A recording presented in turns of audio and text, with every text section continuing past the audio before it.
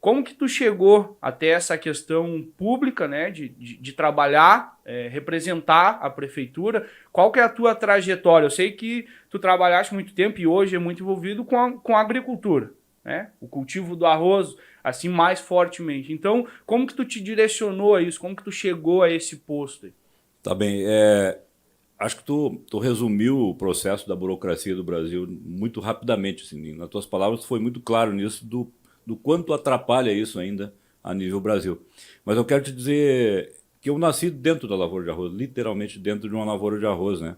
Naquela época não era crime tu trabalhar na lavoura de arroz e ajudar o teu pai. Então, ali com 9 anos, 8 anos, o pai me dava uma meia pá, né? Não era uma pá inteira. Naquele tempo o trabalho era braçal, não existia mecanização, principalmente para nós que éramos os mais pobres lá.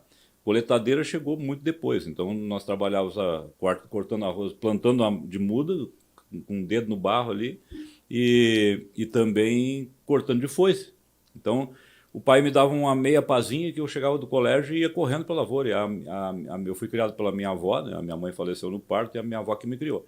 Então já comecei lutando pela sobrevivência, vamos dizer assim. Eu sou um sobrevivente. E aí o pai me dava meia pá e a mãe preparava um café com leite. Eu me lembro de uma garrafa de cerveja, sei lá, eu acho que era. Botava uma rolha ali. Eu levava aquele café, aquele pão como se para mim aquilo era uma vitória. Eu ia trabalhar no meio dos grandes. Então Sem dúvida. a minha brincadeira era lá cavando de pá com o pai. Então vivi na lavoura até meus 14 anos. Aí eu fui para Porto Alegre estudar. Aí veio para o ginásio.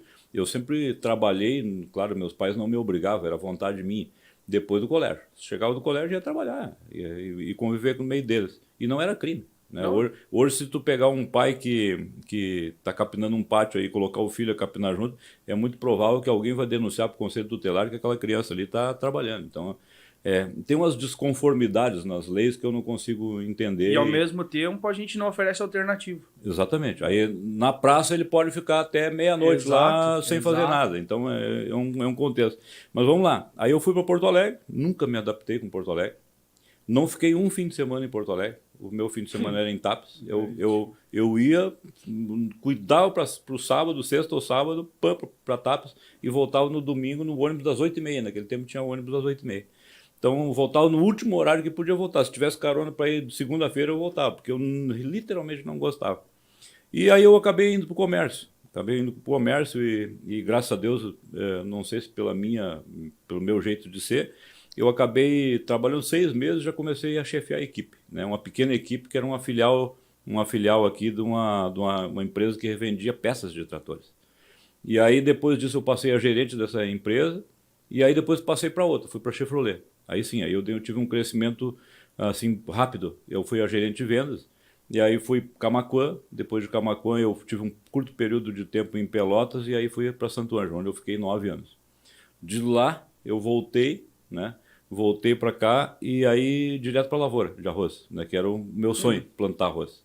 Só que mais ou menos que nem esse ano. Nós estamos plantando uma safra agora, onde o produtor está botando a semente na terra com o valor de venda abaixo do preço de custo. Então, quer dizer, a saca está custando mais para te plantar do que tu está conseguindo vender.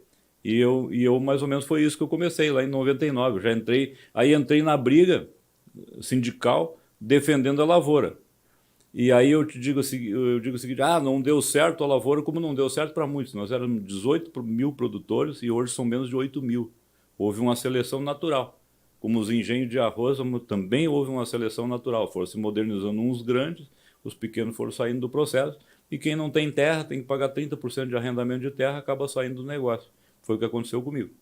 Então, isso também me trouxe uma outra oportunidade. Talvez me mostrou a oportunidade política de lutar por uma causa. Aí eu acabei sendo vereador, um mandato, depois prefeito, o primeiro mandato e segundo. E sendo prefeito, eu consegui alcançar uma coisa que eu nunca conseguiria como produtor, que era um sonho da gente aqui, de representar a classe dentro da Câmara Setorial do Arroz. Aí com a FAMURS, né, com a primeira representação, eu representava aqui a nível estadual, e depois, com amizade com o pessoal, com a Confederação Nacional dos Municípios, com o Paulo Zilkowski, eu fui representar e sou representante até hoje mesmo. Lá não precisa ser prefeito para ser o representante. eu represento todos os municípios que plantam arroz a nível federal na Câmara Setorial Federal. Então, tu acaba tendo um posto onde diversos assuntos são votados, é democracia. Nós somos minoria dentro dessa Câmara Setorial, tem mais de indústria, tem mais cooperativas, mas mesmo assim o nosso voto, se tu souber defender o voto lá dentro, tu consegue às vezes reverter situações muito importantes dentro desse processo. Maravilha. A formação do senhor, tu és formado na faculdade? Não, eu comecei administração pública e parei. Na verdade, privilegiei antes a faculdade dos meus filhos, né? E a gente sempre, né, quis deixar para eles o estudo. Eu comecei depois, dentro da prefeitura, e não consegui porque a prefeitura, eu acho que sou culpado disso porque eu acabei absorvendo muito o processo todo e delegava, mas conferia. Então não sobrava tempo. Então além disso, eu acumulei a Secretaria de Saúde, que parece loucura, mas eu tentei aproveitar esse período que tu é transitório nisso, né? A gente não pode se incorporar de um cargo desse. Na verdade, eu tentei aproveitar isso o máximo que eu pude. Aproveitar para aquilo que tu falava. Surgiu o projeto tal lá que é um sonho. Realmente é um sonho. Mas aí, se tu fosse assim, tu nunca comia tâmara, né? Tâmara Exato, a gente vai flutuando no processo e colocando o tijolinho para construir. A tâmara, um pé de tâmara leva 70, 80 anos para produzir. Então, quer dizer, se o cara fosse pensar no imediato de plantar para colher, nunca ninguém ia comer tâmara, né?